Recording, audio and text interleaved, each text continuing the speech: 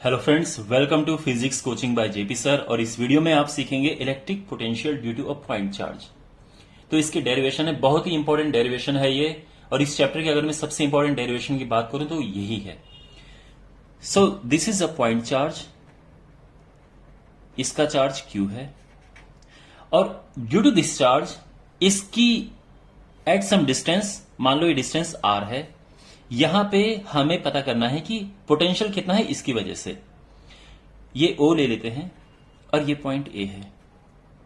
अगर हमें यहां पे पोटेंशियल फाइंड करना है तो उसके लिए हम क्या करते हैं कि किसी एक टेस्ट चार्ज को इनफाइनाइट से लेके आते हैं इस पॉइंट तक।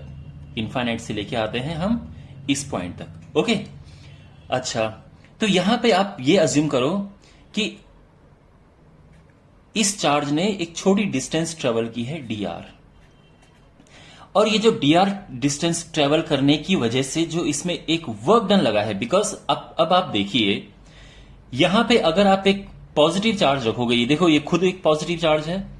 अगर आपने एक टेस्ट चार्ज यहां पे रखा Q0 और ये पॉजिटिव है और आप इसको छोड़ देते हो तो आपको पता है, you know that it is gonna go away from this point, ये इधर चला जाएगा। यानी हमें इसको पास में लेके आने के लिए काम करना पड़ रहा है, एक्सटर्नल वर्क डन करना पड़ रहा है, तभी ये पास में आ पा रहे हैं। ठीक है, तो ये जो वर्क डन है ये पोटेंशियल एनर्जी के फॉर्म में स्टोर हो जाता है। तो पहले हमें निकालना है कि वर्क डन कितना है। हम इनफाइनाइट से इस पॉइंट पे लेके हम आ रहे हैं, तो टोटल वर्क डन क्या है।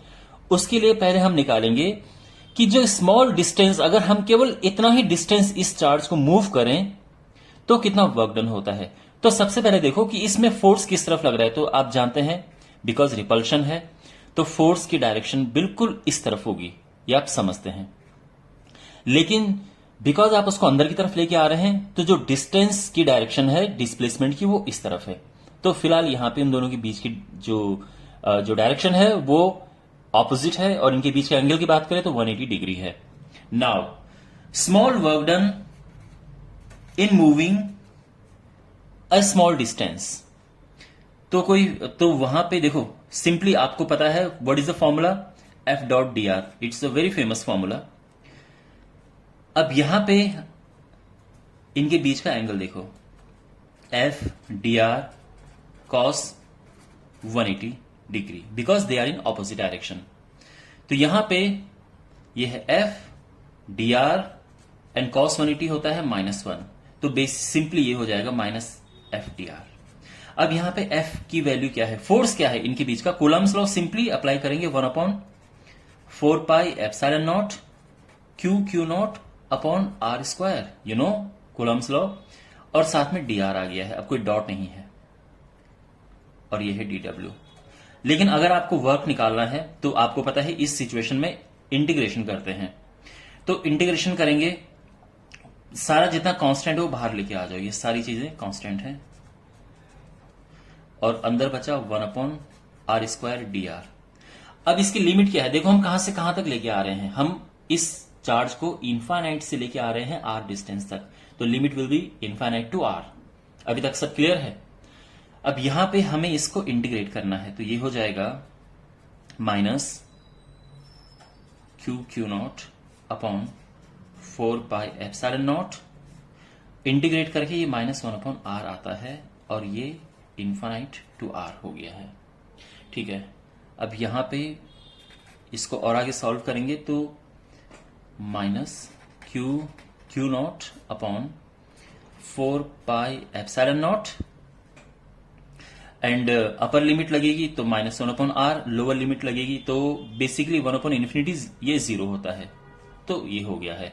और जब हम इसको मल्टीप्लाई करेंगे तो ये प्लस हो जाएगा एंड हमारे पास क्या आएगा, 1/4πε0 Q0 अपॉन r। ये है वर्क डन, यानी इनफाइनाइट से r पे लाने में जो वर्क डन किया गया है वो ये है। आई होप अभी तक आपको सारा का सारा क्लियर समझ आ गया होगा। और यही फॉर्मूला हमारा पोटेंशियल एनर्जी का भी होता है, तो आप यहां से पोटेंशियल एनर्जी भी कह सकते हैं इसको। ठीक है, मींस यही जो वर्क डन है ये पोटेंशियल एनर्जी की फॉर्म में स्टोर हो जाता है। इसलिए जब आप पोटेंशियल एनर्जी का फॉर्मूला देखते हो वो बिल्कुल यही होता है। अगर दो चार्ज Q1 Q2 हैं तो इसमें Q1 Q2 आ जाएगा। तो एक तो फॉर्मूला ये डिराइव हो गया है ओके। उसके अलावा जो पोटेंशियल होता है that is simply work done upon test charge that is q naught. ये होता है पोटेंशियल का फॉर्मूला। लास्ट वीडियो में आपको समझाया था, नहीं अगर आपने देखा है देखो, अदरवाइज ये होता है potential work done upon test charge. अगर हम इसे डिवाइड करेंगे क्यू नॉट से तो आप भी जानते हैं क्यू नॉट से क्यू नॉट कट जाएगा एंड इवेंचुअली जो आंसर आएगा फाइनली दिस इज दिस।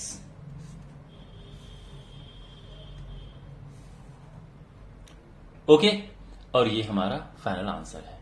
तो ये डेरिवेशन आई होप आपको समझ आ गई होगी and we'll see in the next video.